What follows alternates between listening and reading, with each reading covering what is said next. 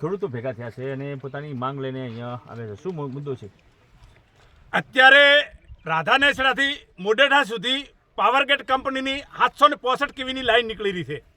એના અનુસંધાને અમે કલેક્ટર સાહેબશ્રીને આવેદનપત્ર આપી અને અમે આ લાઈન રોકાયેલી હતી. અમારી એક જ માગણી હતી કે નવસારીના ખેડૂતોને જે રીતે ચૂકવણો કરેલો હોય એ રીતે અમારા ખેડૂતોને ચૂકવણો કરવાની જાહેરાત કરે, એના પછી જ કામ ચાલુ કરે.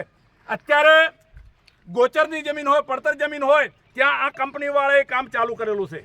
અમે સરકારશ્રીને કહેવા માગીએ છીએ કે પહેલું તો અમને કેવી રીતે ચૂકવણો કરવાનું છે, અમારી નવસારીના ખેડૂતોને જે ચૂકવણો કર્યો એટલી માગણી છે એવી રીતે તમને આપવા માટે સમર્થન આપો છો, એના પછી જ આ વિસ્તારની અંદર કામ ચાલુ કરે એવી અમારી તમામ ખેડૂતોની માગણી છે.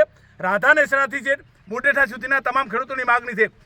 અમે સરકારશ્રીને કહેવા માગીએ છીએ કે તાત્કાલિક આ કામ બંનેને નહીં થાય અને અમારી માગણી સ્વીકારવામાં નહીં આવે તો ટૂંક સમયની અંદર તમામ ખેડૂતો સાથે મળી અને ઉગ્ર આંદોલનનો રસ્તો અપનાવશે. આની જવાબદારી સરકારશ્રીની રહેશે, કારણ કે અમારી હકની માગણી છે. અમારે હક માટે લડવા માટે અમે તમામ ખેડૂતો સમર્થન આપવા માટે સંમત છીએ. જય જવાન, જય કિસાન. અમરાભાઈ, બેઠક બાદ ખેડૂતોએ આપે ચીમકી ઉચ્ચારી છે કે અમારી માંગ પૂરી નહીં થાય તો 26મી જાન્યુઆરીએ રાષ્ટ્રધ્વજ ફરકાવશો, પુલિયા ઉભા થાય ત્યાં આગળ. હવે અમારી વેદના છે. અમે સરકારશ્રીને કહેવા માંગીએ છીએ કે ધ્વજવંદન એ ખરેખર દેશ આઝાદ થયો એનું પ્રતીક છે. અત્યારે અમે ગુલામીની અંદર જીવી રહ્યા છે.